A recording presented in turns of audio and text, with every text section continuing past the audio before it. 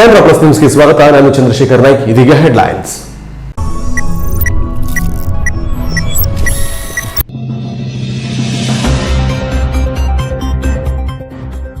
ಉತ್ತರ ಕನ್ನಡ ಜಿಲ್ಲೆಯಲ್ಲಿ ರಂಗೇರಿದ MLC election BJP Congress ಅಭ್ಯರ್ಥಿ ನಡುವೆ ತೀವ್ರ ಹಣಾಹಣಿ ಭೀಮಣ್ಣ ವರ್ಸಸ್ ಗಣಪತಿ ಉಳುವೇಕರ್ ನಡೆಯಲಿದೆ ಸಖತ್ ಫೈಟ್ ಮಾಜಿ ಮುಖ್ಯಮಂತ್ರಿ ಬಿಎಸ್ ಯಡಿಯೂರಪ್ಪ ನೀಡಿದ್ದ ಕಾಂಗ್ರೆಸ್ ಮುಳುಗುತ್ತಿರುವ ಹೇಳಿಕೆಗೆ ಕಾರವಾರದಲ್ಲಿ ಸುದ್ದಿಗೋಷ್ಠಿಯಲ್ಲಿ ಹರಿಪ್ರಸಾದ್ ಪ್ರತಿಕ್ರಿಯೆ ನೀಡಿದರು. ಯಡಿಯೂರಪ್ಪ ತಮ್ಮನ್ನ ಯಾಕೆ ಅಧಿಕಾರದಿಂದ ಇಳಿಸಿದರು ಎನ್ನುವುದನ್ನು ಮೊದಲು ಹೇಳಲಿ, ಅದನ್ನ ಬಿಟ್ಟು ನಮ್ಮ ಮೇಲೆ ಮಾತನಾಡುವ ನೈತಿಕ ಹಕ್ಕು ಅವರಿಗಿಲ್ಲ ಎಂದು ವಾಗ್ದಾಳಿ ನಡೆಸಿದರು. ಒಟ್ಟಾರೆ ದೇಶವನ್ನ ಖಾಸಗೀಕರಣ ಮಾಡಲು ಹೊರಟಿದ್ದಾರೆ ಎಂದು ಕಿಡಿಕಾರಿದರು.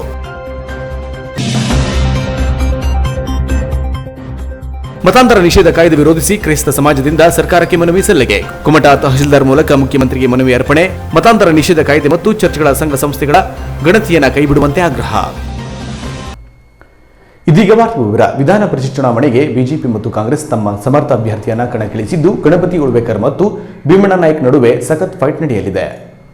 ಉತ್ತರ ಕನ್ನಡ ಜಿಲ್ಲೆಯ 6 ವಿಧಾನಸಭಾ ಕ್ಷೇತ್ರದಲ್ಲಿ 5 ಕ್ಷೇತ್ರ ಬಿಜೆಪಿ ಕೈಯಲ್ಲಿದ್ದು, ಜಿಲ್ಲಾ ಉಸ್ತುವಾರಿ ಸಚಿವರು ಕೂಡ ಬಿಜೆಪಿಯವರಾಗಿರುವುದರಿಂದ ಆಡಳಿತ ಪಕ್ಷಕ್ಕೆ ಈ ಚುನಾವಣೆ ಪ್ರತಿಷ್ಠೆಯ ಪ್ರಶ್ನೆಯಾಗಿ ಪರಿಣಮಿಸಿದೆ. ಹಾಗಾಗಿ ಜಿಲ್ಲಾ ಉಸ್ತುವಾರಿ ಸಚಿವ ಶಿವರಾಮ್ ಹೆಬ್ಬಾರ್ ಅವರ ಉಸ್ತುವಾರಿಯಲ್ಲಿ ಈ ಚುನಾವಣೆ ನಡೆಯಲಿದೆ. ಅಂತೆಯೇ ಕಳೆದ 2 ದಶಕಗಳಿಂದಲೂ ಕಾಂಗ್ರೆಸ್ ಕೈಯಲ್ಲಿದ್ದ ಈ ಎಂಎಲ್ಸಿ ಸ್ಥಾನವನ್ನು ಉಳಿಸಿಕೊಳ್ಳುವುದು ಕಾಂಗ್ರೆಸ್ ಮುಖಂಡ ಆರ್ ವಿ ದೇಶಪಾಂಡೆ ಸೇರಿದಂತೆ ಎಲ್ಲಾ ಕಾಂಗ್ರೆಸ್ ಮುಖಂಡರಿಗೂ ಪ್ರತಿಷ್ಠೆಯ ಪ್ರತೀಕವಾಗಿದೆ. ಹಾಗಾಗಿ ಕಾಂಗ್ರೆಸ್ ಮತ್ತು ಬಿಜೆಪಿಗರು ತಮ್ಮ ಅಭ್ಯರ್ಥಿಯ ಗೆಲುವಿಗೆ ಶತಾಯಗತಾಯ ಪ್ರಯತ್ನಿಸಲಿದ್ದಾರೆ. ಇದರಿಂದ ಭೀಮಣ್ಣ ಮತ್ತು ಉಳುವೇಕರ್ ನಡುವೆ ತೀವ್ರ ಹಣಾಹಣಿಯೇ ನಡೆಯಲಿದೆ ಎನ್ನಲಾಗುತ್ತಿದೆ.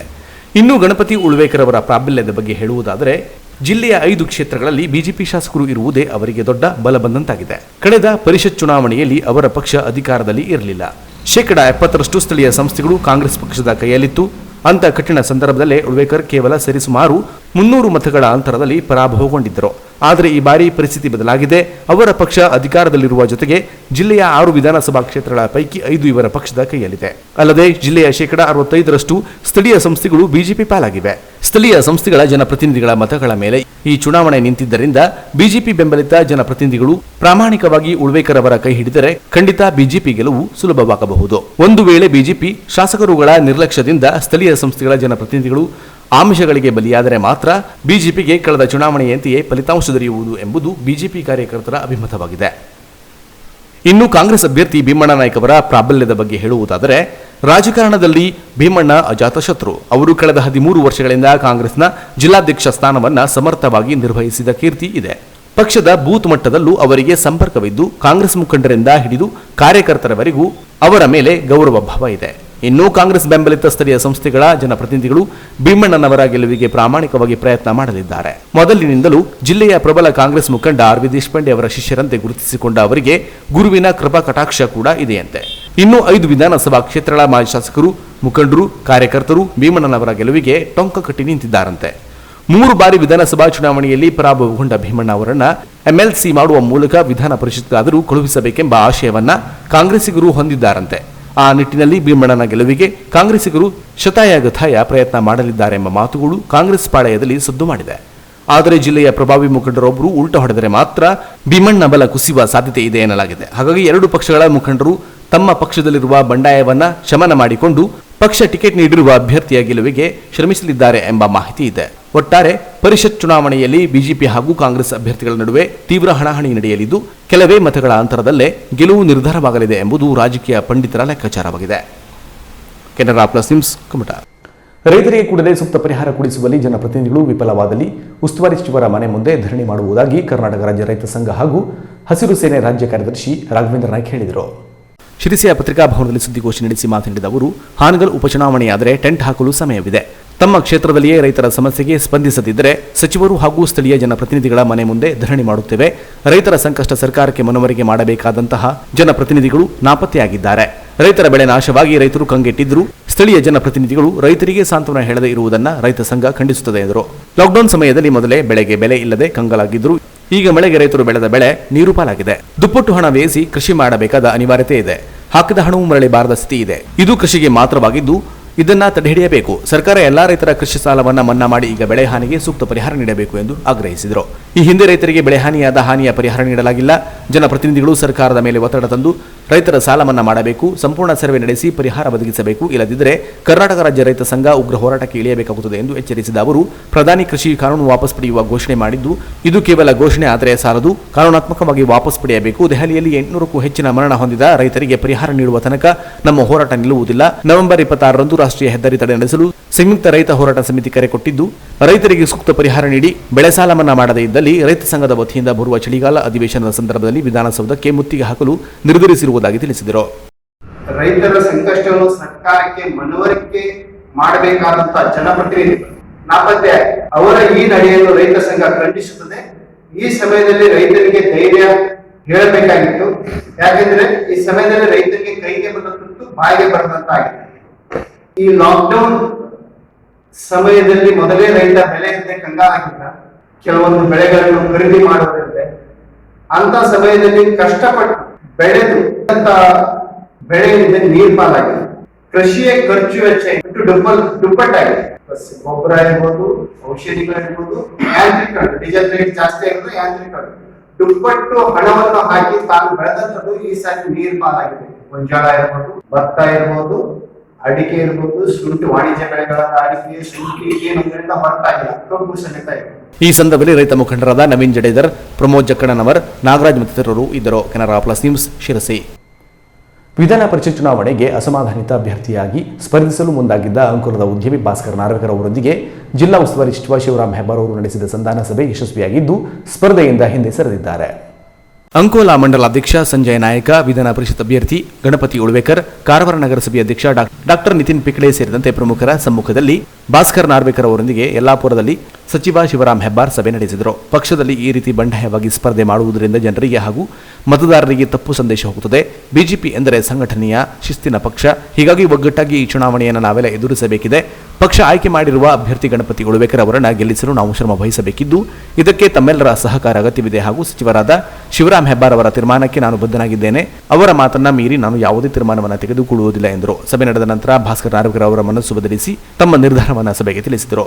ಈ ವೇಳೆ ಮಾತನಾಡಿದ ಭಾಸ್ಕರ್ ನಾರ್ವೇಕರ್, ಬಂಡಾಯವಾಗಿ ಸ್ಪರ್ಧಿಸುವುದಿಲ್ಲ, ಪಕ್ಷದ ತೀರ್ಮಾನಕ್ಕೆ ಬದ್ಧನಿದ್ದೇನೆ. ಪಕ್ಷ ಆಯ್ಕೆ ಮಾಡಿರುವ ಅಭ್ಯರ್ಥಿ ಗಣಪತಿ ಉಳ್ವೇಕರ್ ಅವರ ಗೆಲುವಿಗಾಗಿ ನಾವೆಲ್ಲರೂ ದುಡಿಯುತ್ತೇವೆ. ಅಂಕೋಲಾ ತಾಲೂಕಿನ ಜವಾಬ್ದಾರಿ ಹೊತ್ತು ಪಕ್ಷದ ಅಭ್ಯರ್ಥಿಯ ಗೆಲುವಿಗೆ ಶ್ರಮಿಸುತ್ತೇನೆ ಎಂದರು. ಅಂತಿಮವಾಗಿ ಒಗ್ಗಟ್ಟಾಗಿ ಎಲ್ಲರೂ ಈ ಚುನಾವಣೆಯನ್ನು ನಡೆಸುತ್ತೇವೆ ಎಂದು ಸಚಿವ ಶಿವರಾಮ್ ಹೆಬ್ಬಾರ್ ಅವರು ಹೇಳಿದರು. Canara plus news, Kumta. ಪುರಾಣ ಪ್ರಸಿದ್ಧ ಇಡಗುಂಜಿ ಶ್ರೀ ವಿನಾಯಕ ದೇವಾಲಯದಲ್ಲಿ ಅಂಗಾರಕ ಸಂಕಷ್ಟಿಯ ಪ್ರಯುಕ್ತ ಲಕ್ಷಾಂತರ ಭಕ್ತರು ಶ್ರೀ ದೇವರ ಸನ್ನಿಧಿಗೆ ಆಗಮಿಸಿ ದೇವರ ದರ್ಶನ ಪಡೆದು ಪುನೀತರಾದರು. ಅಂಗಾರಕ ಸಂಕಷ್ಟಿಯ ಪ್ರಯುಕ್ತ ದೇವಾಲಯದಲ್ಲಿ ಮಂಗಳವಾರ ವಿವಿಧ ಧಾರ್ಮಿಕ ಕಾರ್ಯಕ್ರಮಗಳು ನಡೆದವು. ಲಕ್ಷಾಂತರ ಭಕ್ತರು ಶ್ರೀದೇವರ ಸನ್ನಿಧಿಗೆ ಆಗಮಿಸಿ ಹಣ್ಣು, ಕಾಯಿ, ಬಾಳೆಗೊನೆ ಸೇವೆ, ಮಹಾಮಂಗಳಾರತಿ, ಬಿಲ್ವಾರ್ಚನೆ, ದುರ್ವಾರ್ಚನೆ ಸೇರಿದಂತೆ ಇತ್ಯಾದಿ ಸೇವೆ ಸಲ್ಲಿಸಿದರು. ವಿಶೇಷವಾಗಿ ಈ ವರ್ಷದ ಕೊನೆ ಅಂಗಾರಕ ಸಂಕಷ್ಟಿ ಇದಾಗಿದ್ದು ನಾಡಿನ ಮೂಲೆ ಮೂಲೆಯಿಂದ ಭಜಕರು ಆಗಮಿಸಿ ಶ್ರೀ ವಿನಾಯಕ ದೇವರ ದರ್ಶನ ಪಡೆದಿರುವುದು ವಿಶೇಷವಾಗಿತ್ತು. ಬೆಳಿಗ್ಗೆ 5 ಗಂಟೆಯಿಂದ ರಾತ್ರಿ 9 ಗಂಟೆಯವರೆಗೆ ಶ್ರೀ ದೇವರ ದರ್ಶನ ಪಡೆಯಲು ಅವಕಾಶ ಕಲ್ಪಿಸಲಾಗಿತ್ತು. ಬೆಳಿಗ್ಗೆ 7 ಗಂಟೆಗೆ ಪಂಚಾಮೃತಾಭಿಷೇಕದೊಂದಿಗೆ ದೈನಂದಿನ ಸೇವೆಗಳು ನಡೆದವು. ಬೆಳಿಗ್ಗೆ 10 ಗಂಟೆಯಿಂದ ಗಣಹೋಮ ಸಂಕಲ್ಪ ಪ್ರಾರಂಭವಾಗಿದ್ದು ಸುಮಾರು 250 ಗಣಹೋಮ ಸೇವೆ ನಡೆದಿದೆ. ಭಕ್ತರ ಅನುಕೂಲಕ್ಕಾಗಿ ಶುದ್ಧ ಕುಡಿಯುವ ನೀರಿನ ವ್ಯವಸ್ಥೆ ಕಲ್ಪಿಸಲಾಗಿತ್ತು. ಪೊಲೀಸರು ವಾಹನ ಪಾರ್ಕಿಂಗ್, ದೇವರ ದರ್ಶನಕ್ಕೆ ಸೂಕ್ತ ವ್ಯವಸ್ಥೆಯೊಂದಿಗೆ ಭದ್ರತೆ ಕಲ್ಪಿಸಿದರು. ಸನ್ನಿಧಿಯಲ್ಲಿ ಸತ್ಯ ಗಣಪತಿ ವ್ರತ, ಪಂಚಾಮೃತ ಅಭಿಷೇಕ, ದುರ್ವಾರ್ಚನೆ, ಕುಂಕುಮಾರ್ಚನೆ ಸೇವೆಗಳ ಹೆಚ್ಚಿನ ಸಂಖ್ಯೆಯಲ್ಲಿ ನಡೆಯುವ ಮೂಲಕ ಕೋವಿಡ್ ನಿಯಮಾನುಸಾರ ಭಕ್ತರು ದರ್ಶನ ಪಡೆದರು. Canara plus news, Honnavar. ವ್ಯಕ್ತಿ ಸಾಯಬಹುದು, ಆದರೆ ಅವನ ಕಣ್ಣಿಗೆ ಸಾವಿಲ್ಲ. ಆದ್ದರಿಂದ ವ್ಯಕ್ತಿ ಸದಾ ಜೀವಂತ ಇರಬೇಕಾದರೆ ನೇತ್ರದಾನ ಮಾಡಬೇಕೆಂದು ಬೆಳಸೆ ಪ್ರಾಥಮಿಕ ಆರೋಗ್ಯ ಕೇಂದ್ರ ವೈದ್ಯಾಧಿಕಾರಿ ಅರ್ಚನಾ ನಾಯ್ಕ್ ಹೇಳಿದರು. ಅವರು ಪಟ್ಟಣದ ಕೆಎಲ್ಇ ಸಂಸ್ಥೆ, ಶಿಕ್ಷಣ ಮಹಾವಿದ್ಯಾಲಯ ಹಾಗೂ ಆರೋಗ್ಯ ಇಲಾಖೆ ಸಹಯೋಗದಲ್ಲಿ ಆಯೋಜಿಸಲಾಗಿದ್ದ ನೇತ್ರದಾನ ಪ್ರತಿಜ್ಞಾ ಸ್ವೀಕಾರ ಸಮಾರಂಭದಲ್ಲಿ ಮಾತನಾಡುತ್ತಾ, ಒಬ್ಬನ ಕಣ್ಣುಗಳು ಹಲವರ ದೃಷ್ಟಿಗೆ ಕಾರಣವಾಗುತ್ತದೆ, ಒಬ್ಬ ದೃಷ್ಟರಹಿತನ ಬಾಳಿಗೆ ಬೆಳಕಾಗುತ್ತದೆ ಎಂದರು. ಅಧ್ಯಕ್ಷತೆ ವಹಿಸಿದ್ದ ಪ್ರಾಚಾರ್ಯ ವಿನಾಯಕ ಹೆಗಡೆ ಮಾತನಾಡಿ, ವ್ಯಕ್ತಿ ಜೀವಂತ ಇರುವಾಗ ಮಾಡಲಾಗದ ಸಮಾಜ ಸೇವೆಯನ್ನು ಸತ್ತ ನಂತರ ಮಾಡುವ ಏಕೈಕ ಮಾರ್ಗ ನೇತ್ರದಾನ ಎಂದರು. ಒಟ್ಟು 32 ಜನ ನೇತ್ರದಾನದ ಪ್ರತಿಜ್ಞೆ ಕೈಗೊಂಡರು. ಒಪ್ಪಿಗೆ ಪತ್ರಕ್ಕೆ ಸಹಿ ಮಾಡಿದರು. ರೂಪಾ ಸಿಂಡ್ರೆ ಸಹಕರಿಸಿದರು. ಕುಮಾರಿ ಪೂಜಾ ಸಂಗಡಿಗರು ಪ್ರಾರ್ಥಿಸಿದರು. ಉಪನ್ಯಾಸಕರಾದ ರಾಘವೇಂದ್ರ ಅಂಕೋಲೇಕರ್ ಸ್ವಾಗತಿಸಿದರು. ಡಾಕ್ಟರ್ ಪುಷ್ಪ ನಾಯ್ಕ್ ಪರಿಚಯಿಸಿದರು. ಪ್ರವೀಣ್ ನಾಯಕ ವಂದಿಸಿದರು. ಮಂಜುನಾಥ್ ಇಟಗಿ ನಿರೂಪಿಸಿದರು. Canara plus news, Ankola. ಕಾಂಗ್ರೆಸ್ ಅಭ್ಯರ್ಥಿ ಭೀಮಣ್ಣ ನಾಯ್ಕ್ ಅವರು ತಮ್ಮ ಬೆಂಬಲಿಗರೊಂದಿಗೆ ಮಂಗಳವಾರ ಜಿಲ್ಲಾಧಿಕಾರಿ ಕಚೇರಿಯಲ್ಲಿ ನಾಮಪತ್ರ ಸಲ್ಲಿಸಿದ್ದಾರೆ. ತಮ್ಮ ಬೆಂಬಲಿಗರೊಂದಿಗೆ ಮೆರವಣಿಗೆಯಲ್ಲಿ ಜಿಲ್ಲಾಧಿಕಾರಿ ಕಚೇರಿಗೆ ಬಂದ ಭೀಮಣ್ಣ ನಾಯ್ಕ್, ಮಾಜಿ ಸಚಿವ ಆರ್.ವಿ. ದೇಶಪಾಂಡೆ, ಮಾಜಿ ವಿಧಾನ ಪರಿಷತ್ ಸದಸ್ಯ ಎಸ್.ಎಲ್. ಘೋಟ್ನೇಕರ್, ವಿಧಾನ ಪರಿಷತ್ ಸದಸ್ಯ ಬಿ.ಕೆ. ಹರಿಪ್ರಸಾದ್, ಮಾಜಿ ಶಾಸಕರಾದ ಮಧು ಬಂಗಾರಪ್ಪ, ಮಂಕಾಳು ವೈದ್ಯ, ಸತೀಶ್ ಸೈಲ್, ಶಾರದಾ ಶೆಟ್ಟಿ ಅವರೊಂದಿಗೆ ತೆರಳಿ ನಾಮಪತ್ರ ಸಲ್ಲಿಸಿದರು. 13 ವರ್ಷಗಳಿಂದ ಕಾಂಗ್ರೆಸ್ ಜಿಲ್ಲಾಧ್ಯಕ್ಷರಾಗಿ ಸೇವೆ ಸಲ್ಲಿಸಿರುವ ಭೀಮಣ್ಣ ಜಿಲ್ಲಾ ಪಂಚಾಯಿತಿ ಚುನಾವಣೆಯಲ್ಲಿ ಒಮ್ಮೆ ಸ್ಪರ್ಧಿಸಿ ಗೆಲುವು ಕಂಡಿದ್ದರು. ತದನಂತರ ವಿಧಾನಸಭೆ ಉಪಚುನಾವಣೆ, ಲೋಕಸಭೆ ಚುನಾವಣೆಗೂ ಸ್ಪರ್ಧಿಸಿ ಸೋಲನ್ನು ಅನುಭವಿಸಿದರು. ಈ ಬಾರಿ ಭೀಮಣ್ಣ ನಾಯ್ಕ ಅವರಿಗೆ ಈ ವಿಧಾನ ಪರಿಷತ್ ಚುನಾವಣೆ ಮಾಡು ಇಲ್ಲವೇ ಮಡಿ ಎಂಬಂತಿದೆ. Canara plus news, Karwar. ಯಲ್ಲಾಪುರದಲ್ಲಿ ಇತ್ತೀಚೆಗೆ ಬಿಜೆಪಿ ಜನಸ್ವರಾಜ್ ಸಮಾವೇಶದಲ್ಲಿ ಮಾಜಿ ಮುಖ್ಯಮಂತ್ರಿ ಬಿಎಸ್ ಯಡಿಯೂರಪ್ಪ ನೀಡಿದ್ದ ಕಾಂಗ್ರೆಸ್ ಮುಳುಗುತ್ತಿರುವ ಹೇಳಿಕೆಗೆ ಕಾರವಾರದಲ್ಲಿ ಸುದ್ದಿಗೋಷ್ಠಿಯಲ್ಲಿ ಹರಿಪ್ರಸಾದ್ ಪ್ರತಿಕ್ರಿಯೆ ನೀಡಿದರು. ಬಿಜೆಪಿಯವರೇ ಮುಳುವಾಗುತ್ತಿರುವ, ಅದರಲ್ಲೂ ಎಐಸಿಸಿ ಅಧ್ಯಕ್ಷೆಯಾಗಿ ಸೋನಿಯಾ ಗಾಂಧಿ ಅವರು, ಪ್ರಧಾನಿಗಾಗಿ ಮನಮೋಹನ್ ಸಿಂಗ್ ಅವರು ಅಧಿಕಾರ ವಹಿಸಿಕೊಂಡ ಬಳಿಕ 2004ರಲ್ಲಿ ರಾಷ್ಟ್ರೀಯ ಮಹಾತ್ಮ ಗಾಂಧಿ ಉದ್ಯೋಗ ಖಾತ್ರಿ ಯೋಜನೆಯೊಂದನ್ನು ರೂಪಿಸಿ ಜಾರಿಗೆ ತಂದರು. ಆದರೆ ಅದನ್ನ ಈಗಿನ ಪ್ರಧಾನಿ ನರೇಂದ್ರ ಮೋದಿ ಅವರು ನಮ್ಮ ಮೊದಲ ಭಾಷಣದಲ್ಲಿ ಗೇಲಿ ಮಾಡಿದರು. ಆದರೆ ಅದೊಂದೇ ಯೋಜನೆ ಈಗಲೂ ಸಹ ಬಡ ಜನರಿಗೆ ಉದ್ಯೋಗ ಒದಗಿಸುತ್ತಿದೆ. ಮನ್ರೇಗಾ ಅನ್ನೋದು ಕಾನೂನು. ಗ್ರಾಮೀಣ ಭಾಗದ ಎಲ್ಲರಿಗೂ ಉದ್ಯೋಗ ಸಿಗಬೇಕೆಂದು ಈ ಕಾರ್ಯಕ್ರಮ ಮಾಡಲಾಯಿತು. ಈಗ ಬಡ ಜನರಿಗೆ 2 ಹೊತ್ತು ಊಟ ಸಿಗುತ್ತದೆ ಎಂದರು. ಅದು ಈ ಯೋಜನೆಯಿಂದ ಎಂದರು. ಯಾರೋ ಒಬ್ರು ಫಿಲ್ಮ್ ಆಕ್ಟರ್ ಹೇಳಿದ್ರಂತೆ, ನಮಗೆ ಸ್ವಾತಂತ್ರ್ಯ ಸಿಕ್ಕಿದ್ದು 2014ರಲ್ಲಿ ಎಂದು. ಹೀಗಾಗಿ ಜನ ಬಿಜೆಪಿ ಕಚೇರಿ ಎದುರು ಸಾಲು ನಿಂತಿದ್ದಾರೆ. ತಮಗೆ ಸ್ವಾತಂತ್ರ್ಯ ಹೋರಾಟಗಾರರ ಪಿಂಚಣಿ ಕೊಡಿ ಎಂದು. ಈ ಬಗ್ಗೆ ಅವರು ಮಾತನಾಡಲಿ ಎಂದು ಪಂಚಾಯಿತಿ ಪ್ರತಿನಿಧಿಗಳ ಗೌರವಧನ ಹೆಚ್ಚಳ ಮಾಡುವ ಕುರಿತು ಮಾತನಾಡಿದ್ದ ಸಚಿವ ಕೆಎಸ್ ಈಶ್ವರಪ್ಪನವರು. Canara plus news, Karwar. ಇದೀಗ ಶಾರ್ಟ್ ಬ್ರೇಕ್ ನಂತರ ಕೆನರಾ ಪ್ಲಸ್ ನ್ಯೂಸ್ ಮುಂದುವರಿಯುವುದು. ಪರಿಶುದ್ಧ ಚಿನ್ನಾಭರಣಗಳ ಬೃಹತ್ ಮಳಿಗೆ ಶ್ರೇಷ್ಠ jewellers, Karwar.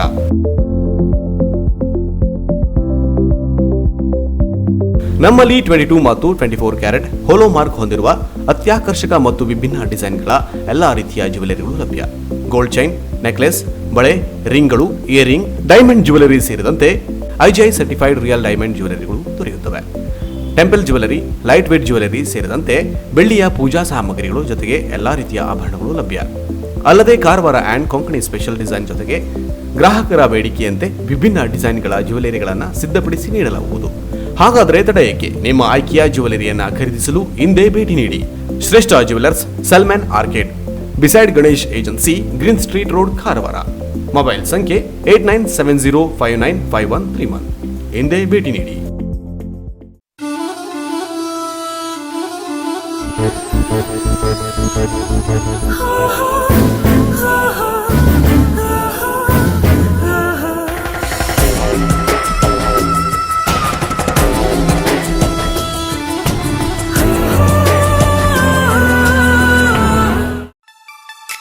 Quality, creativity, technology. Choice is yours. Swagat Jewelers.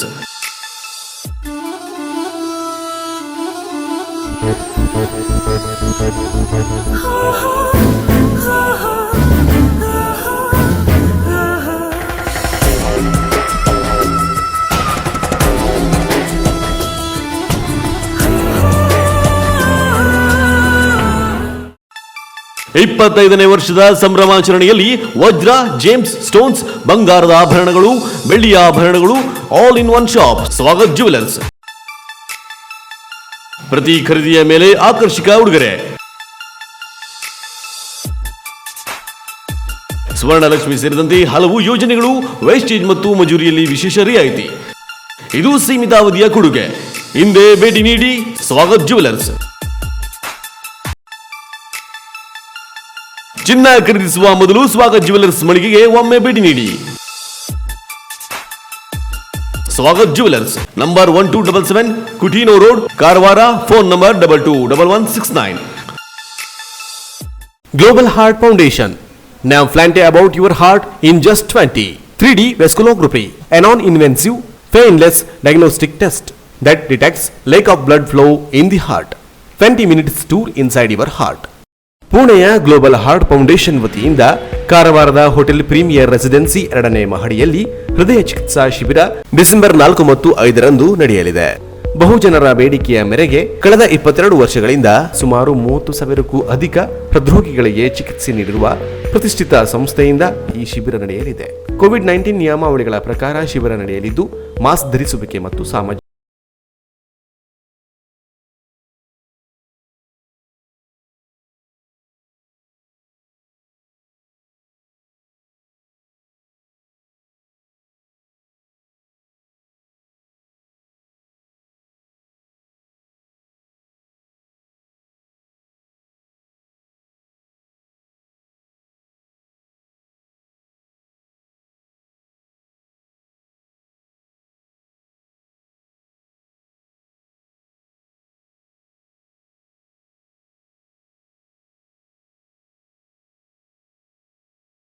6305 ಮತ್ತು ಸೂರ್ಯಕಾಂತ್ ಟಿ ನಾಯ್ಕ್ ಮೊಬೈಲ್ ಸಂಖ್ಯೆ 8618185329ಗೆ ಸಂಪರ್ಕಿಸಬಹುದು.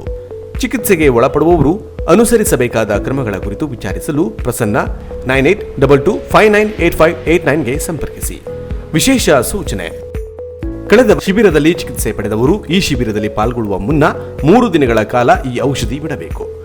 ನೆನಪಿಡಿ, ಹೃದಯ ಚಿಕಿತ್ಸಾ ಶಿಬಿರ ಡಿಸೆಂಬರ್ 4 ಮತ್ತು 5ರಂದು. ಸ್ಥಳ ಹೋಟೆಲ್ ಪ್ರೀಮಿಯರ್ ರೆಸಿಡೆನ್ಸಿ, 2ನೇ ಮಹಡಿ, ಕಾರವಾರ. ಬೆಳಿಗ್ಗೆ 6 ಗಂಟೆಯಿಂದ. ಭೀಮಣ್ಣ ಅವರನ್ನ ಅಧಿಕಾರದಲ್ಲಿ ನೋಡಬೇಕೆಂಬುದು ಬಂಗಾರಪ್ಪನವರ ಆಸೆಯಾಗಿತ್ತು. ಹೀಗಾಗಿ ಬಂಗಾರಪ್ಪನವರ ಅಭಿಮಾನಿಗಳು ಯಾವುದೇ ಪಕ್ಷದಲ್ಲಿದ್ದರೂ ಅವರು ಭೀಮಣ್ಣನವರ ಗೆಲ್ಲಿಸುವ ವಿಶ್ವಾಸವಿದೆ ಎಂದು ಮಾಜಿ ಶಾಸಕ ಮಧು ಬಂಗಾರಪ್ಪರು ಹೇಳಿದರು. ಕಾರವಾರದಲ್ಲಿ ಸುದ್ದಿಗೋಷ್ಠಿಯಲ್ಲಿ ಮಾತನಾಡಿದ ಅವರು, ಉತ್ತರ ಕನ್ನಡದಲ್ಲಿ ಶಿವಮೊಗ್ಗಕ್ಕಿಂತಲೂ ಹೆಚ್ಚಿನ ಬಂಗಾರಪ್ಪನವರ ಅಭಿಮಾನಿಗಳು ಇದ್ದಾರೆ. ಈ ಚುನಾವಣೆಯಲ್ಲಿ ಭೀಮಣ್ಣನವರ ಗೆಲುವಿಗೆ ಉತ್ತಮ ವಾತಾವರಣವಿದೆ. ಅವರ ವ್ಯಕ್ತಿತ್ವ ಕೂಡ ಅಂಥದ್ದೇ. ಭೀಮಣ್ಣ ಅವರು ಅಭ್ಯರ್ಥಿಯಾಗಿ ಘೋಷಣೆಯಾಗುವ ಪೂರ್ವದಲ್ಲಿ ನಾನು ಕೂಡ ಇಲ್ಲಿ ಹಲವರನ್ನ ಅವರ ಬಗ್ಗೆ ವಿಚಾರಿಸಿದ್ದೆ. ಎಲ್ಲರಿಗೂ ಭೀಮಣ್ಣನವರ ಮೇಲೆ ವಿಶ್ವಾಸವಿದೆ. ಅವರು ಈ ಬಾರಿ ಕಾಂಗ್ರೆಸ್ ಪಕ್ಷದಿಂದ ಗೆಲುವು ಸಾಧಿಸುತ್ತಾರೆ. ವರಿಷ್ಠರು ಸೂಚಿಸಿದಂತೆ ನಾನು ಕೂಡ ಇಲ್ಲಿ ಕೆಲಸ ಮಾಡುತ್ತೇನೆ ಎಂದರು. ಬಿಜೆಪಿಯವರು ಮತ ಕೇಳುವ ಹಕ್ಕನ್ನು ಕಳೆದುಕೊಂಡಿದ್ದಾರೆ. ದೇಶದ ಪ್ರಧಾನಿ ಎಂದರೆ ಮೊದಲು ದೇವರಂತೆ ನೋಡುತ್ತಿದ್ದರು. ಆದರೆ ದೇವರು ಈಗ ಕ್ಷಮೆ ಕೇಳುವಂತಹ ವ್ಯವಸ್ಥೆಯನ್ನ ಅವರೇ ಸೃಷ್ಟಿಸಿಕೊಂಡಿದ್ದಾರೆ. ಅನ್ನದಾತರನ್ನ ಅವರು ಎಲ್ಲಿಟ್ಟಿದ್ದಾರೆ, ಅವರನ್ನ ಅನ್ನದಾತರು ಎಲ್ಲಿಟ್ಟಿದ್ದಾರೆ ಎನ್ನುವುದು ರೈತ ಹೋರಾಟದಿಂದ ಗೊತ್ತಾಗಿದೆ. ಹೀಗಾಗಿ ಜನರು ಸ್ವಾಭಾವಿಕವಾಗಿ ಕಾಂಗ್ರೆಸ್ ಅನ್ನ ಅಧಿಕಾರಕ್ಕೆ ತರಬೇಕು ಎಂದುಕೊಂಡಿದ್ದಾರೆ. ಬಿಜೆಪಿಯವರು ವಿಶ್ವಾಸ ಕಳೆದುಕೊಂಡಿದ್ದಾರೆ ಎಂದರು. ಬಿಜೆಪಿಯವರು ಬಹಳ ನಿಷ್ಠಾವಂತ ಕಾರ್ಯಕರ್ತರು. ಹೀಗಾಗಿ ಬಿಜೆಪಿಯವರು ಬಹಳ ನಿಷ್ಠೆಯಿಂದಲೇ ಕಮಿಷನ್ ಪಡೆಯುತ್ತಾರೆ ಎಂದು ಗುತ್ತಿಗೆದಾರರಿಂದ ಕಮಿಷನ್ ಪಡೆಯುತ್ತಿರುವ ವಿಚಾರಕ್ಕೆ ಸಂಬಂಧಿಸಿದಂತೆ ಅವರು ಪ್ರತಿಕ್ರಿಯಿಸಿದರು. ಬಂಗಾರಪ್ಪಾಜಿಯವರ ಆಸೆ ಅಂತ ಹೇಳಿದ್ರೆ, ನನಗನ್ಸುತ್ತೆ ಕಾರವಾರ ಜಿಲ್ಲೆಯಲ್ಲಿ, ಶಿವಮೊಗ್ಗ ಜಿಲ್ಲೆಯಲ್ಲಿ ಎಷ್ಟು ಬಂಗಾರಪ್ಪಾಜಿಯವ್ರನ್ನ ಪ್ರೀತಿಸ್ತಾರೆ ಅಷ್ಟೇ, ಇಲ್ಲಾಂದ್ರೆ ಹೆಚ್ಚಿದೆ ಅನ್ಸುತ್ತೆ. ನನಗೆ ಗೊತ್ತಿರೋ ಪ್ರಕಾರ ಕಾರವಾರ ಒಂದು ಜಿಲ್ಲೆಯಲ್ಲಿ ನನಗನ್ಸುತ್ತೆ ಈ ಸತಿ ಚುನಾವಣೆಯಲ್ಲಿ ಭೀಮಣ್ಣವರಿಗೆ ಒಂದು ಒಳ್ಳೆ ವಾತಾವರಣ ಇದೆ. ಮತ್ತು ಅವ್ರ ವ್ಯಕ್ತಿತ್ವವನ್ನು ಕೂಡ ನನಗೆ ಗೊತ್ತಿರೋ ಪ್ರಕಾರ ಇಷ್ಟಪಡ್ತಾರೆ ಈ ಕಡೆ ಭಾಗದ ಜನರು. ಬಂಗಾರಪ್ಪಾಜಿಯವರ ಅಭಿಮಾನಿಗಳು ಗ್ರಾಮ ಪಂಚಾಯಿತಿ ಸದಸ್ಯರು ಯಾವುದೇ ಪಕ್ಷದಲ್ಲಿದ್ದರೂ ಕೂಡ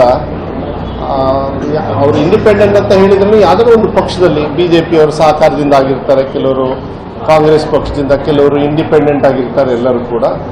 ಆದರೆ ನನಗೆ ವಿಶ್ವಾಸ ಇದೆ, ಎಲ್ಲದಕ್ಕಿಂತ ಹೆಚ್ಚಾಗಿ ಬಂಗಾರಪ್ಪಾಜಿಯವರ ಅಭಿಮಾನಿಗಳಾಗಿ ಒಗ್ಗೂಡಿಸ್ತಕ್ಕಂಥ ಕೆಲಸವನ್ನು, ಆ ನಿಟ್ಟಿನ ಮೇಲೆ ಭೀಮಣ್ಣವ್ರನ್ನ ಗೆಲ್ಸ್ಕೊಂಡ್ಬರ್ತಕ್ಕಂಥ ಜವಾಬ್ದಾರಿಯನ್ನು ನಾನು ಕೂಡ ವೈಯಕ್ತಿಕವಾಗಿ ತಗೊಳ್ತಕ್ಕಂಥದ್ದು ಕರ್ತವ್ಯವನ್ನು ನನಗೆ ಕೊಟ್ಟಿದ್ದಾರೆ. ಇಲ್ಲಿರ್ತಕ್ಕಂಥ ಸನ್ಮಾನ್ಯ ದೇಶಪಾಂಡೆ ಅವರು ಇರ್ಬೋದು, ಸತೀಶ್ ಸಾಯಲ್ ಅವರು ಇರ್ಬೋದು, ವೈದ್ಯ ಅವರು ಇರ್ಬೋದು, ಎಲ್ಲ ಮಾಜಿ ಶಾಸಕರು, ಗೊಡ್ನೇಕರ್ ಅವರು, ಎಲ್ಲರ ಒಂದು ಅಭಿಪ್ರಾಯದ ಮೇಲೆ ಭೀಮಣ್ಣವ್ರನ್ನ ಇವತ್ತು ಅಭ್ಯರ್ಥಿ ಮಾಡಿದರೆ ನನಗಿರ್ತಕ್ಕಂಥ ವಾತಾವರಣ ಇಲ್ಲಿ ಬಹಳ ಅನುಕೂಲ ಇದೆ. ಭೀಮಣ್ಣವರಿಗೆ ಕಾಂಗ್ರೆಸ್ ಪಕ್ಷದಿಂದ ಗೆಲ್ತಾರೆ ಅಂತಕ್ಕಂಥದ್ದು ವಿಶ್ವಾಸವನ್ನು ಕೂಡ ಇದೆ. ಇನ್ನು ಆನಂದ್ ಅಸ್ನೋಟಿಕರ್ ಅವರನ್ನ ಪಕ್ಷಕ್ಕೆ ಕರೆತರುತ್ತೀರಾ ಎಂಬ ಪತ್ರಕರ್ತರ ಪ್ರಶ್ನೆಗೆ ನಾನು ಕಾಂಗ್ರೆಸ್ಗೆ ಬಂದ ಬಳಿಕ ಜೆಡಿಎಸ್ ಬಿಡುವುದು ಅನಿವಾರ್ಯ ಎಂದು ಆನಂದ್ ಅಸ್ನೋಟಿಕರ್ ಹೇಳಿಕೊಂಡಿದ್ದಾರೆ. ವಿಧಾನ ಪರಿಷತ್ ಚುನಾವಣೆಯಲ್ಲಿ ಭೀಮಣ್ಣನವರಿಗೆ ಸಹಕಾರ ನೀಡಬೇಕೆಂದು ನಾನು ಕೇಳಿಕೊಂಡಿದ್ದೇನೆ. ಆದರೆ ರಾಜಕೀಯದ ಬಗ್ಗೆ ವೈಯಕ್ತಿಕ ತೀರ್ಮಾನ ಮಾಡಿಲ್ಲ. ಅವರು ನಮ್ಮ ಸ್ನೇಹಿತರು. ಕಾಂಗ್ರೆಸ್ಗೆ ಸೇರ್ಪಡೆ ಮಾಡಿಕೊಳ್ಳುವ ಬಗ್ಗೆ ಇವರಿಗೆ ಯಾವುದೇ ಮಾತುಕತೆ ನಡೆಸಿಲ್ಲ ಎಂದರು. ಇನ್ನು ಕಾಂಗ್ರೆಸ್ಗೆ ಬೆಂಬಲಿಸುವಂತೆ ಕೆಲವರಿಗೆ ಹೇಳಿ ಕೇಳಿದ್ದೇನೆ, ಇನ್ನು ಕೆಲವರಿಗೆ ಹೇಳದೆ ಕೇಳಿದ್ದೇನೆ ಎಂದರು. ಬಿಜೆಪಿಯವರು ಭವಿಷ್ಯ ನುಡಿಯುವುದು ಬೇಡ, ಅದನ್ನ ಜನ ನುಡಿಯುತ್ತಾರೆ. ಯಡಿಯೂರಪ್ಪನವರು ತಮ್ಮನ್ನು ಯಾಕೆ ತೆಗೆದರು ಎಂದು ಹೇಳಲಿ, ನಂತರ ನಾವು ಉತ್ತರ ಕೊಡುತ್ತೇವೆ ಎಂದು ಯಡಿಯೂರಪ್ಪನವರು ನೀಡಿದ ಇನ್ನು 20 ವರ್ಷವಾದರೂ ಕಾಂಗ್ರೆಸ್ ಅಧಿಕಾರಕ್ಕೆ ಬರುವುದಿಲ್ಲ ಎಂಬ ಹೇಳಿಕೆಗೆ ತಿರುಗೇಟು ನೀಡಿದರು. ಅದನ್ನ ನಾನು ಈ ಸಂದರ್ಭದಲ್ಲಿ ನಾನು ಏನು ಮಾತಾಡಿಲ್ಲ. ಯಾಕಂದ್ರೆ ಜಿಲ್ಲಾ ಮಟ್ಟದ ನಾಯಕರು ಅವರ ಒಂದು ಅಭಿಪ್ರಾಯವನ್ನು ತಗೊಂಡು ಎಲ್ಲದೂ ತಗೊಂಡು ನಾನು ಮಾಡಬೇಕಾಯ್ತು. Canara plus news, Karwar. ಭಟ್ಕಳದಲ್ಲಿ ಮುರುಡೇಶ್ವರನ ವಿಗ್ರಹ ವಿರೂಪಗೊಳಿಸಿದ ಐಸಿಸ್ ತನ್ನ ದಿ ವಾಯ್ಸ್ ಆಫ್ ಹಿಂದ್ ನಲ್ಲಿ ಪ್ರಕಟಿಸಿರುವ ಪ್ರಕರಣಕ್ಕೆ ಸಂಬಂಧಿಸಿದಂತೆ ಜಿಲ್ಲಾ ಉಸ್ತುವಾರಿ ಸಚಿವ ಶಿವರಾಮ್ ಹೆಬ್ಬಾರ್ ಅವರು ಪ್ರತಿಕ್ರಿಯೆ ನೀಡಿದ್ದಾರೆ. ಮುರುಡೇಶ್ವರ ದೇವಸ್ಥಾನದ ವಿಚಾರ ಬಹಳಷ್ಟು ಸೂಕ್ಷ್ಮ ಹಾಗೂ ಎಚ್ಚರಿಕೆ ವಹಿಸಬೇಕಾದ ವಿಚಾರ. ಮುರುಡೇಶ್ವರ ದೇವಸ್ಥಾನಕ್ಕೆ ಹೆಚ್ಚಿನ ಭದ್ರತೆ ಕೊಡುವ ಅವಶ್ಯಕತೆ ಇದೆ. ರಾಜ್ಯ ಗೃಹ ಇಲಾಖೆಯ ಗಮನಕ್ಕೂ ಈ ವಿಚಾರ ಬಂದಿದೆ. ಆಂತರಿಕವಾಗಿ ಏನೆಲ್ಲ ಕೆಲಸ ನಡೆಯಬೇಕು ನಿನ್ನೆಯಿಂದಲೇ ಆರಂಭವಾಗಿದೆ ಎಂದು ಹೆಬ್ಬಾರ್ ತಿಳಿಸಿದ್ದಾರೆ. ಸರ್ಕಾರ ಈ ಬಗ್ಗೆ ಗಂಭೀರ ಹಾಗೂ ಎಚ್ಚರಿಕೆಯ ಹೆಜ್ಜೆ ಇಡಲಿದೆ. ಪೊಲೀಸ್ ಇಲಾಖೆಗೆ ಈಗಾಗಲೇ ಸೂಚನೆ ನೀಡಲಾಗಿದೆ. ರಾಜ್ಯದ ಮುಖ್ಯಮಂತ್ರಿಗಳಿಗೂ ತಿಳಿಸಲಾಗಿದ್ದು, ಗೃಹ ಸಚಿವರ ಜೊತೆಯೂ ಮಾತನಾಡಿದ್ದೇವೆ. ಅನಿವಾರ್ಯವಾದರೆ ದೇವಸ್ಥಾನಕ್ಕೆ ಭದ್ರತೆ ಒದಗಿಸಲಾಗುವುದು. ಈಗಾಗಲೇ ಬಂದಿರುವ ಸಂದೇಶ ಹಿನ್ನೆಲೆಯಲ್ಲಿ ಹೆಚ್ಚಿನ ಭದ್ರತೆ ವಹಿಸಬೇಕಾದ ಅವಶ್ಯಕತೆ ಇದೆ. ಹೆಚ್ಚಿನ ಎಚ್ಚರಿಕೆಯಿಂದ ಗಮನಿಸಬೇಕಾದ ಅವಶ್ಯಕತೆಯೂ ಇದೆ. ಈ ಎರಡನ್ನ ಕೂಡ ಎಚ್ಚರಿಕೆಯಿಂದ ಪಾಲಿಸುತ್ತೇವೆ ಎಂದು ಸಚಿವ ಶಿವರಾಮ್ ಹೆಬ್ಬಾರ್ ಮಾಧ್ಯಮಗಳಿಗೆ ತಿಳಿಸಿದ್ದಾರೆ. ಇದು ಮುರುಡೇಶ್ವರದ ಇಶ್ಯೂ ತುಂಬ ಸೆನ್ಸಿಟಿವ್ ವಿಚಾರ ಅಷ್ಟೇ ಅಲ್ಲ, ಭಾಳ ಕಡಿಮೆ ಮಾತನಾಡಿ ಎಚ್ಚರಿಕೆ ವಹಿಸಬೇಕಾದಂಥ ವಿಚಾರ. ಇದರ ಬಗ್ಗೆ ಈಗಾಗಲೇ ಗೃಹ ಇಲಾಖೆ ಭಾಳ ಎತ್ತರ ಮಟ್ಟದಲ್ಲೂ ಕೂಡ ಇದು ಗಮನಕ್ಕೆ ಬಂದಿದೆ. ಆಂತರಿಕವಾಗಿ ಏನೆಲ್ಲ ಕೆಲಸ ನಡೀಬೇಕು ನಿನ್ನೆಯಿಂದಲೇ ಆರಂಭ ಆಗಿದೆ. ಸರ್ಕಾರ ಇದಕ್ಕೆ ಅತ್ಯಂತ ಗಂಭೀರವಾದಂಥ ಎಚ್ಚರಿಕೆ ಹೆಜ್ಜೆಯನ್ನು ಇಟ್ಟೇ ಇಡ್ತೀವಿ. ಪೊಲೀಸ್ ಇಲಾಖೆಗೆ ಈಗಾಗಲೇ ಸೂಚನೆ ಕೊಟ್ಟಿದ್ದೀವಿ. ರಾಜ್ಯದ ಮುಖ್ಯಮಂತ್ರಿಗಳ ಗಮನಕ್ಕೆ ಕೂಡ ವಿಚಾರ ಬಂದಿದೆ.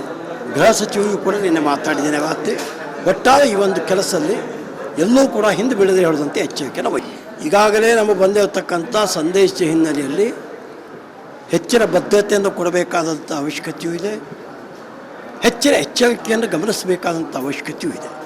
ಈ ಎರಡನ್ನೂ ಕೂಡ ಎಚ್ಚರಿಕೆಯಿಂದ ಪಾಲಿಸ್ತೇವೆ.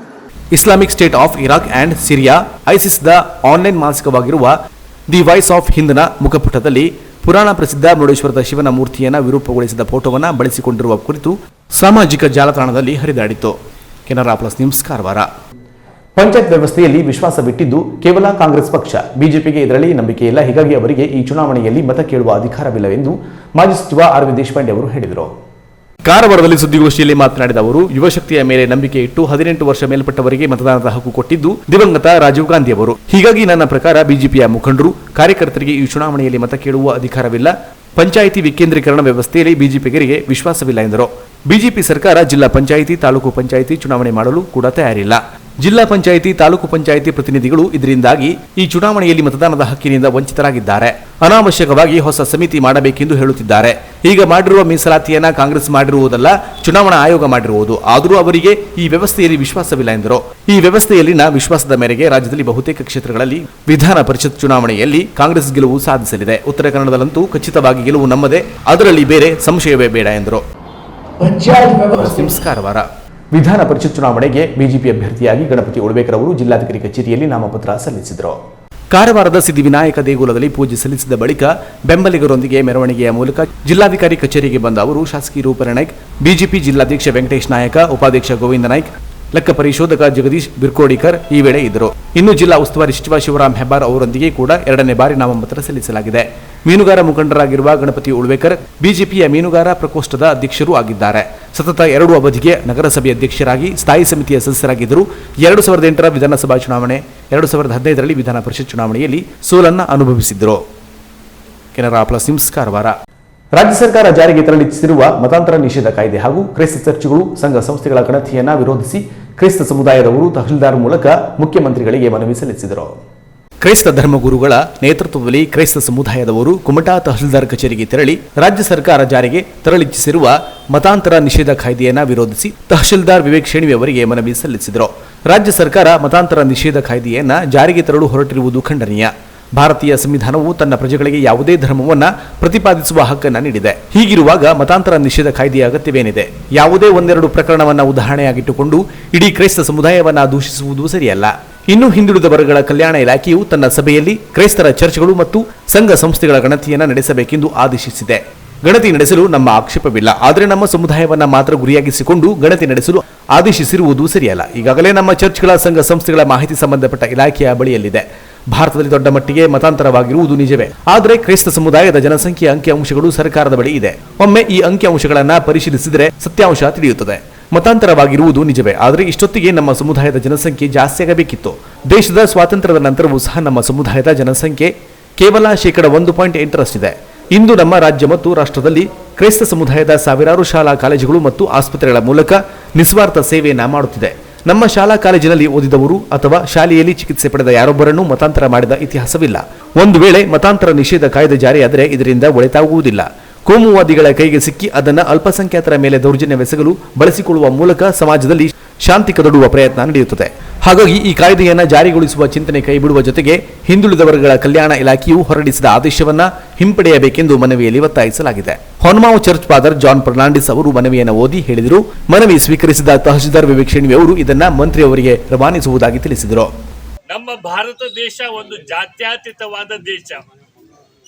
ಹೇಗೆ ಕ್ರಿಶ್ಚಿಯನ್ರಿಗೆ ಬೈಬಲ್ ಮುಖ್ಯನೋ, ಮುಸಲ್ಮಾನರಿಗೆ ಕುರಾನ್ ಮುಖ್ಯವೋ, ಹಿಂದೂಗಳಿಗೆ ಭಗವದ್ಗೀತೆ ಮುಖ್ಯವೋ, ಹಾಗೆ ದೇಶದ ಪ್ರತಿಯೊಬ್ಬ ಪ್ರಜೆಗೂ ಈ ದೇಶದ ಸಂವಿಧಾನ ಅಷ್ಟೇ ಪವಿತ್ರವಾದದ್ದು ಹಾಗೂ ನಿಷ್ಠೆಯಿಂದ ಪಾಲಿಸುವುದು. ಈ ಸಂವಿಧಾನದ 25ನೇ ಪರಿಚ್ಛೇದದಲ್ಲಿ ಆರ್ಟಿಕಲ್ ನಂಬರ್ 25ದಲ್ಲಿ ಈ ದೇಶದ ಪ್ರತಿಯೊಬ್ಬ ನಾಗರಿಕನಿಗೆ ಅವನು ಬಯಸುವ ಅಥವಾ ಇಷ್ಟಪಡುವ ಧರ್ಮವನ್ನ ಪಾಲಿಸಲು, ಪೋಷಿಸಲು ಹಾಗೂ ಪ್ರಚಾರ ಪಡಿಸಲು ಸಂಪೂರ್ಣವಾದ ಹಕ್ಕನ್ನು ಈ ಸಂವಿಧಾನ ನಮಗೆ ನೀಡಿದೆ. ಆದ್ರೆ ಈಗ ಕರ್ನಾಟಕ ರಾಜ್ಯದ ಮುಖ್ಯಮಂತ್ರಿಗಳು ಮುಂಬರುವ ಚಳಿಗಾಲ ವಿಧಾನಸಭಾ ಅಧಿವೇಶನದಲ್ಲಿ ಮತಾಂತರ ನಿಷೇಧ ಕಾಯ್ದೆಯನ್ನು ಜಾರಿಗೊಳಿಸಲು ಹೊರಟಿದ್ದಾರೆ. ಇದು ಕ್ರೈಸ್ತರಿಗಾಗಿ ಮಾತ್ರ ಅನುವಾಗುವಂತೆ ಅದನ್ನ ಮಾಡಲಿಕ್ಕೆ ಹೊರಟಿದ್ದಾರೆ. ಇದನ್ನು ನಾವು ಖಂಡಿಸುತ್ತೇವೆ. ಹಾಗೂ ಈ ದೇಶದ ಸಂವಿಧಾನದ ಪ್ರಕಾರ ಪ್ರತಿಯೊಬ್ಬ ಪ್ರಜೆಗಿರುವ ಸಂವಿಧಾನದ ಹಕ್ಕನ್ನು ನೀವು ಮೊಟಕುಗೊಳಿಸಬೇಡಿ. ನಮಗೂ ಸಂವಿಧಾನದ ಹಕ್ಕನ್ನು ಸರಿಯಾಗಿ ಪಾಲಿಸಲು ಅನುವು ಮಾಡಿಕೊಡಿ ಅಂತ ಹೇಳುತ್ತಾ ಮನವಿ ಸಲ್ಲಿಕೆಯಲ್ಲಿ ಕ್ರೈಸ್ತ ಮುಖಂಡರಾದ ಆಸಿಸ್ ಬನ್ಸಾಲ್ವಿಸ್, ಮೈಕಲ್ ರೋಡ್ರಿಗಿಸ್, ರೆಮೆಂದಿಯಾ ಫರ್ನಾಂಡಿಸ್, ಅಂಟೋನಿ ರಿಕೋಸ್ತಾ, ಸಿಸ್ಟರ್ ಅಮಿತಾ, ಫ್ರಾನ್ಸಿಸ್ ಅಲ್ವಾರಿಸ್, ಪ್ರಸನ್ನ, ಮೇಲ್ ರೋಯ್ ಸೇರಿದಂತೆ ಕುಮಟಾ ತಾಲೂಕಿನ 12 ಚರ್ಚ್ ಧರ್ಮಗುರುಗಳು, ಸಿಸ್ಟರ್ಸ್ ಮತ್ತು ಕ್ರೈಸ್ತ ಸಮುದಾಯದವರು 100ಕ್ಕೂ ಅಧಿಕ ಸಂಖ್ಯೆಯಲ್ಲಿ ಪಾಲ್ಗೊಂಡಿದ್ದರು. Canara plus news Kumta. ಇದೀಗ ಶಾರ್ಟ್ ಬ್ರೇಕ್ ನಂತರ ಕೆನರಾ ಪ್ಲಸ್ ನ್ಯೂಸ್ ಮುಂದುವರಿಯುವುದು.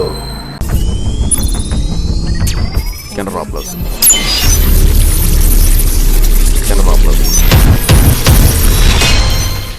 ಬ್ರಾಂಡೆಡ್ ಕಂಪನಿಗಳ ಎಲೆಕ್ಟ್ರಾನಿಕ್ ಗೃಹ ಬಳಕೆ ಸಾಮಗ್ರಿಗಳ ಬೃಹತ್ ಮಳಿಗೆ ಗಣೇಶ್ ಏಜೆನ್ಸಿ ಕಾರವಾರ. ನಮ್ಮಲ್ಲಿ Samsung, Whirlpool, LG, IFB, Lloyd, Sony ಸೇರಿದಂತೆ ಇತರೆ ಜಗತ್ಪ್ರಸಿದ್ಧ ಕಂಪನಿಗಳ LED TV, sound system, air cooler, AC, washing machine, refrigerator, grinder, mixer, micro oven, cooker, water purifier, gas stove ಸೇರಿದಂತೆ ಇನ್ನಿತರೆ ಎಲೆಕ್ಟ್ರಾನಿಕ್ ಮತ್ತು ಗೃಹ ಬಳಕೆ ಸಾಮಗ್ರಿಗಳು ರೀಸನೇಬಲ್ ದರದಲ್ಲಿ ಲಭ್ಯ. ಸ್ಪೆಷಲ್ ಆಫರ್ ಜೊತೆಗೆ ಪ್ರತಿ ಖರೀದಿಯ ಮೇಲೆ ಆಕರ್ಷಕ ಗಿಫ್ಟ್ ನೀಡಲಾಗುವುದು. 0% ಇಂಟ್ರೆಸ್ಟ್ನಲ್ಲಿ ಸುಲಭ ಸಾಲ ಸೌಲಭ್ಯಗಳ ಮೂಲಕ ಗೃಹ ಬಳಕೆ ಸಾಮಗ್ರಿಗಳನ್ನು ಖರೀದಿಸಿ ನಿಮ್ಮ ಮನೆಯ ಅಂದವನ್ನ ಹೆಚ್ಚಿಸಿಕೊಳ್ಳಿ. ಇನ್ನು ಹೆಚ್ಚಿನ ವಿಶೇಷ ಆಫರ್ಗಳ ಜೊತೆಗೆ ಗುಣಮಟ್ಟದ ವಿಶ್ವಾಸಾರ್ಹ ಸೇವೆಯೇ ನಮ್ಮ ಬ್ರ್ಯಾಂಡ್.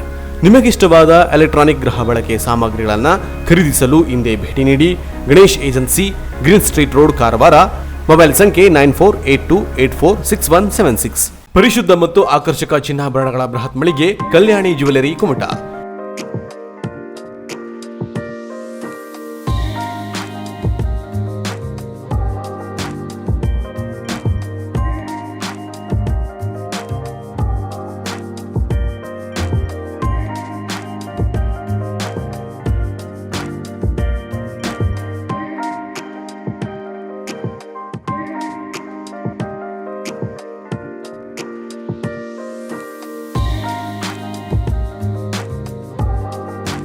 ವಿವಿಧ ಶುಭ ಸಮಾರಂಭಗಳಿಗೆ ಅಗತ್ಯವಾದ 916 ಹೋಲ್ ಮಾರ್ಕ್ ಹೊಂದಿರುವ ಅತ್ಯಾಕರ್ಷಕ ಮತ್ತು ವಿಭಿನ್ನ ಡಿಸೈನ್ಗಳ ಎಲ್ಲಾ ರೀತಿಯ ಜ್ಯುವೆಲರಿಗಳು ನಮ್ಮಲ್ಲಿ ಲಭ್ಯ.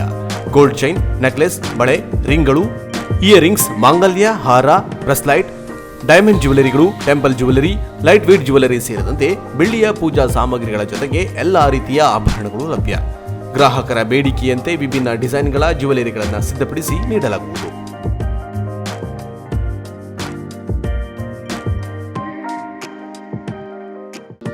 ರೀಸನೇಬಲ್ ರೇಟ್ ಜೊತೆಗೆ ಗ್ರಾಹಕರ ವಿಶ್ವಾಸ ಗಳಿಸುವುದೇ ನಮ್ಮ ಬ್ರ್ಯಾಂಡ್. ಹಿಂದೆ ಭೇಟಿ ನೀಡಿ. ಕಲ್ಯಾಣಿ ಜ್ಯುವೆಲರಿ, ಕೆಡಿಸಿಸಿ ಬ್ಯಾಂಕ್ ಎದುರು, ಬಸ್ತಿಪೇಟೆ ರೋಡ್, ಕುಮಟಾ. ಮಾಲೀಕರು ಸುರೇಶ್ ಗಣಪತಿ ಶೇಟ್. ಮೊಬೈಲ್ ಸಂಖ್ಯೆ 9110404802. ಕಾರವಾರದ ಪ್ರತಿಷ್ಠಿತ ಕಲ್ಲೂರು ಡೆವಲಪರ್ಸ್ ವತಿಯಿಂದ ಅಂಕೋಲಾದ ಮುಖ್ಯ ರಸ್ತೆಯ ಶಟಗೇರಿಯಲ್ಲಿ ನಿರ್ಮಾಣ ಹಂತದಲ್ಲಿರುವ ಅಭಿಮಾನ್ ರೆಸಿಡೆನ್ಸಿ ಅಂಡ್ ಕಮರ್ಷಿಯಲ್ ಕಾಂಪ್ಲೆಕ್ಸ್ನಲ್ಲಿ ಸಿಂಗಲ್ ಮತ್ತು ಡಬಲ್ ಬೆಡ್ರೂಮ್ ಫ್ಲಾಟ್ಗಳು ಹಿಂದೆ ಬುಕ್ ಮಾಡಿ. ಅತ್ಯಾಧುನಿಕ ಶೈಲಿಯಲ್ಲಿ ಫ್ಲಾಟ್ಗಳು ನಿರ್ಮಾಣವಾಗುತ್ತಿದ್ದು ಆಕರ್ಷಕ ಇಂಟೀರಿಯರ್ ಡಿಸೈನ್ ಹೊಂದಿರುವ living and dining hall, attach bathroom ಇರುವ ಬೆಡ್ರೂಮ್, ಗ್ರೆನೈಟ್ ಅಳವಡಿಸಿರುವ ಕಿಚನ್ ರೂಮ್ ಸೇರಿದಂತೆ ನಿಮ್ಮ ಕನಸಿನ ಸುಂದರ ಮನೆಯನ್ನು ಪಡೆಯಬಹುದಾಗಿದೆ. ಫ್ಲಾಟ್ ಬುಕಿಂಗ್ ಈಗಾಗಲೇ ಆರಂಭವಾಗಿದ್ದು ಆಸಕ್ತರು ಫ್ಲಾಟ್ ಬುಕಿಂಗ್ ಮಾಡಲು ತ್ವರಿತವಾಗಿ ಸಂಪರ್ಕಿಸಿ. ಇಬ್ರಾಹಿಂ ಕಲ್ಲೂರು. ಮೊಬೈಲ್ ಸಂಖ್ಯೆ 9379008178.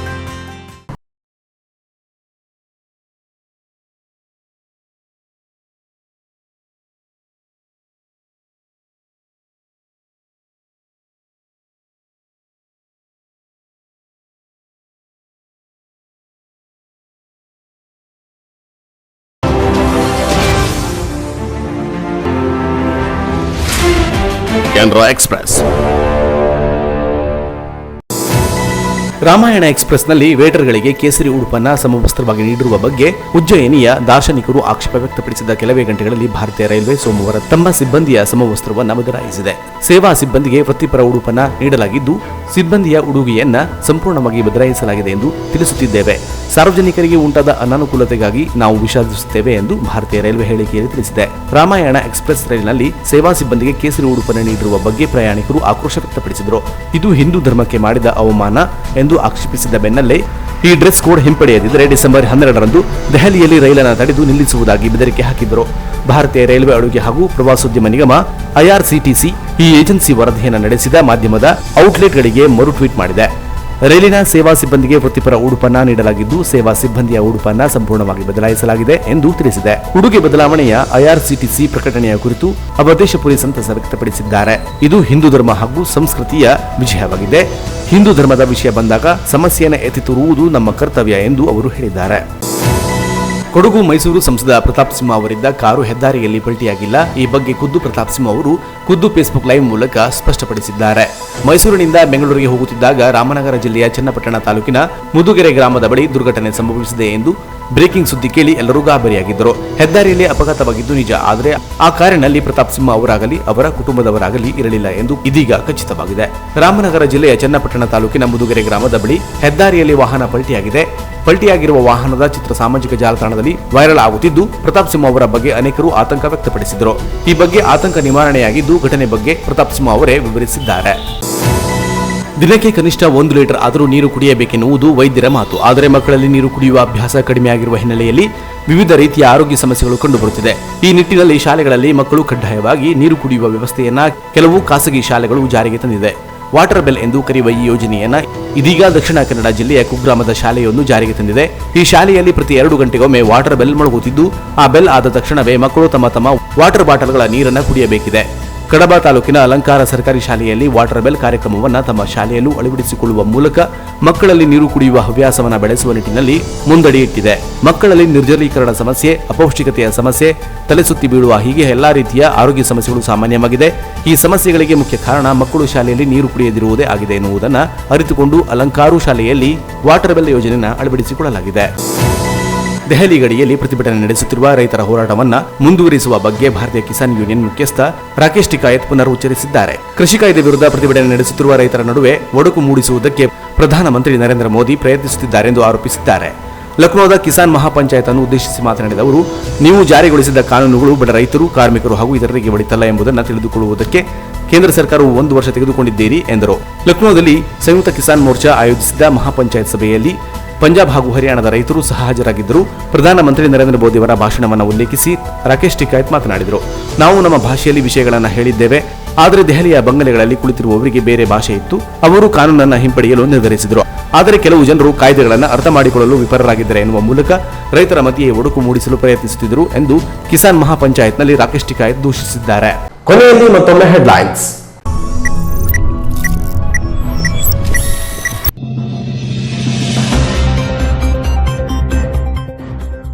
ಉತ್ತರ ಕನ್ನಡ ಜಿಲ್ಲೆಯಲ್ಲಿ ರಂಗೇರಿದ ಎಂಎಲ್ಸಿ ಇಲೆಕ್ಷನ್. ಬಿಜೆಪಿ ಕಾಂಗ್ರೆಸ್ ಅಭ್ಯರ್ಥಿ ನಡುವೆ ತೀವ್ರ ಹಣಾಹಣಿ. ಭೀಮಣ್ಣ ವರ್ಸಸ್ ಗಣಪತಿ ಉಳುವೇಕರ್ ನಡೆಯಲಿದೆ ಸಖತ್ ಫೈಟ್. ಮಾಜಿ ಮುಖ್ಯಮಂತ್ರಿ ಬಿಎಸ್ ಯಡಿಯೂರಪ್ಪ ನೀಡಿದ್ದ ಕಾಂಗ್ರೆಸ್ ಮುಳುಗುತ್ತಿರುವ ಹೇಳಿಕೆಗೆ ಕಾರವಾರದಲ್ಲಿ ಸುದ್ದಿಗೋಷ್ಠಿಯಲ್ಲಿ ಹರಿಪ್ರಸಾದ್ ಪ್ರತಿಕ್ರಿಯೆ ನೀಡಿದರು. ಯಡಿಯೂರಪ್ಪ ತಮ್ಮನ್ನ ಯಾಕೆ ಅಧಿಕಾರದಿಂದ ಇಳಿಸಿದರು ಎನ್ನುವುದನ್ನು ಮೊದಲು ಹೇಳಲಿ, ಅದನ್ನ ಬಿಟ್ಟು ನಮ್ಮ ಮೇಲೆ ಮಾತನಾಡುವ ನೈತಿಕ ಹಕ್ಕು ಅವರಿಗಿಲ್ಲ ಎಂದು ವಾಗ್ದಾಳಿ ನಡೆಸಿದರು. ಒಟ್ಟಾರೆ ದೇಶವನ್ನ ಖಾಸಗೀಕರಣ ಮಾಡಲು ಹೊರಟಿದ್ದಾರೆ ಎಂದು ಕಿಡಿಕಾರಿದರು.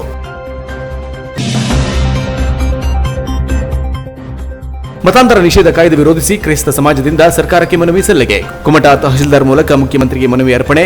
ಮತಾಂತರ ನಿಷೇಧ ಕಾಯ್ದೆ ಮತ್ತು ಚರ್ಚ್ಗಳ ಸಂಘ ಸಂಸ್ಥೆಗಳ ಗಣತಿಯನ್ನ ಕೈಬಿಡುವಂತೆ ಆಗ್ರಹ. ಇಲ್ಲಿಗೆ ಕ್ಯಾನ್ರಾ ಪ್ಲಸ್ ನ್ಯೂಸ್ ಮುಕ್ತಾಯವಾಯಿತು. ನಿರಂತರ ಸುದ್ದಿ ಹಾಗೂ ಮನೋರಂಜನೆಗಾಗಿ ನೋಡ್ತಾ ಇರಿ ಕ್ಯಾನ್ರಾ ಪ್ಲಸ್ ಟಿವಿಯನ್ನ. ನಮಸ್ಕಾರ.